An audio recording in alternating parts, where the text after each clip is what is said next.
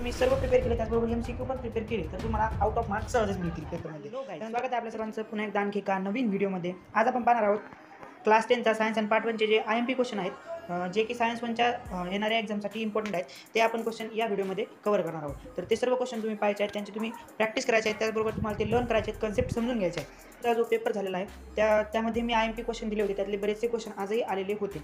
तर मला अशी आशा आहे की सायन्स 1च्या क्वेश्चन पेपरमध्ये आपल्याला हे क्वेश्चन पाहायला मिळतील किंवा याच्याच रिलेटेड क्वेश्चन पाहायला मिळतील. बट एक प्रॉब्लेम आहे, तो व्हिडिओ खूप कमी विद्यार्थ्यापर्यंत पोहोचला होता.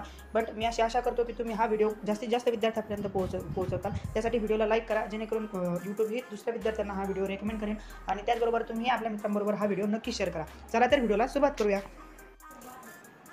तर या ठिकाणी पहा, ग्रॅव्हिटेशन चॅप्टर आहे. या ठिकाणी डिफाईन फ्री फॉल आणि इस्केप वेलोसिटी. त्यानंतर सेकंड क्वेश्चन जो आहे तो write the 3 laws of given by Kepler. त्यानंतर write the Newton universal law of gravitation. त्यानंतर what is the difference between mass and weight. आणि नेक्स्ट आहे explain why the value of G is 0 at the centre. I hope तुम्ही सर्व question cover केले असतील. जर नसेल केले तर नक्कीच या सर्व क्वेश्चन तुम्ही आधी कव्हर करून घ्यायचे आहेत, ते लर्न करायचे आहेत, त्याची कन्सेप्ट समजून घ्यायचे आहेत. त्यानंतर नेक्स्ट चॅप्टर पहा आपला periodic classification of element law. त्यानंतर राईट मॉडर्न पिरियोडिक लॉ. त्यानंतर write merits and demerits of Mendeleev periodic table. नंतर गिव्ह रिझनमध्ये first atomic radius goes on decreasing while going from left to right in a period. Next element belonging to the same group have the same valency. Next आहे chemical reaction and equation. हा जो chapter आहे त्यामध्ये explain the following term displacement reaction आणि endothermic reaction. त्यानंतर explain the term reactant and product giving example. त्यानंतर next आहे which factor affecting the rate of chemical reaction. आणि त्यानंतर डिफाईन रस. गाईज मी तुम्हाला पुढल्या व्हिडिओमध्ये जो सायन्सचा पेपर पॅटर्न आहे, त्याचबरोबर मार्किंग स्कीम आहे आणि सायन्सचा पेपर कसा लिहावा त्यासाठी काही टिप्स आणि ट्रिक्स मी तुम्हाला नेक्स्ट व्हिडिओमध्ये देणार आहे. तर तो व्हिडिओ मी लवकरच चॅनलवर अपलोड करेन, त्यासाठी चॅनलला सबस्क्राईब करून ठेवा. नेक्स्ट जो चॅप्टर आहे तो आहे इफेक्ट ऑफ इलेक्ट्रिक करंट. त्यामध्ये question draw neat label diagram of electric motor and electric generator. नंतर क्वेश्चन आहे state the Faraday's law of induction. त्यानंतर explain Fleming's right hand rule. नंतर गिव्ह रिझन आहे tungsten metal is used to make a solenoid type of a coil in electric bulb. तर त्यानंतर fifth जो chapter आहे त्यामध्ये what is mean by latent heat. त्यानंतर define regulation and humidity.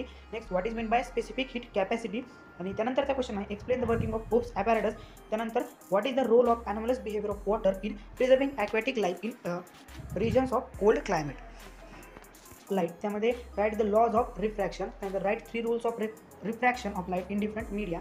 Define dispersion of light आणि why planets do not twinkle and stars appear to be twinkle. आता जो लास्टचा question आहे तो गिव्ह रिझनमध्ये पण येऊ शकतो, त्यामुळे तो तुम्हाला प्रिपेअर करून ठेवायचा आहे. आणि जेवढे पण क्वेश्चन देत आहेत ते सगळे IMP क्वेश्चन आहेत, त्यामुळे तुम्हाला एवढे तरी क्वेश्चन करायचे आहेत, जेणेकरून तुम्हाला 35च्या आसपास तरी मार्क्स सहजच मिळतील.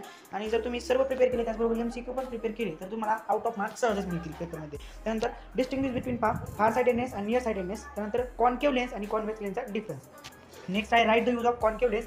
त्यानंतर डिफाईन पॉवर ऑफ अकमेंडेशन आणि गिव्ह रिझनमध्ये simple microscope use for watch repairs. त्यानंतर next metallurgy. Draw neat label diagram of froth flotation method. त्यानंतर हायड्रोलिक सेपरेशन मेथड. त्यानंतर डिफाईन मेटलर्जी अँड ओव्हर्स. त्यानंतर write general property of ionic compound. त्यानंतर give रिझनमध्ये sodium is always kept in kerosene.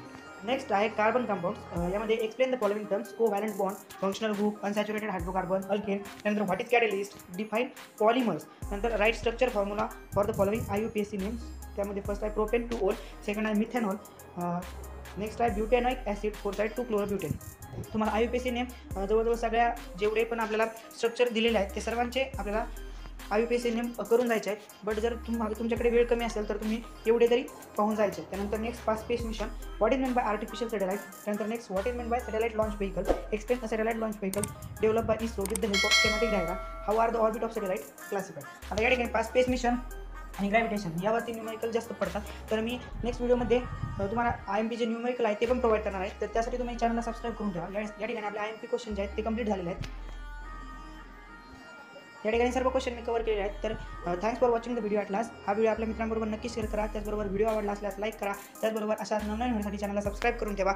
यापुढचे जेवढे पण video मी तुम्हाला या व्हिडिओमध्ये सांगितले आहेत ते सर्व व्हिडिओ तुम्हाला लवकरच मिळतील, तर त्यासाठी चॅनलला सबस्क्राईब करून ठेवा. त्याचबरोबर चॅनल चेकआउट करा. भेटूयात लवकरच पुन्हा एकदा आणखी एका नवीन व्हिडिओमध्ये. तोपर्यंत गुड बाय.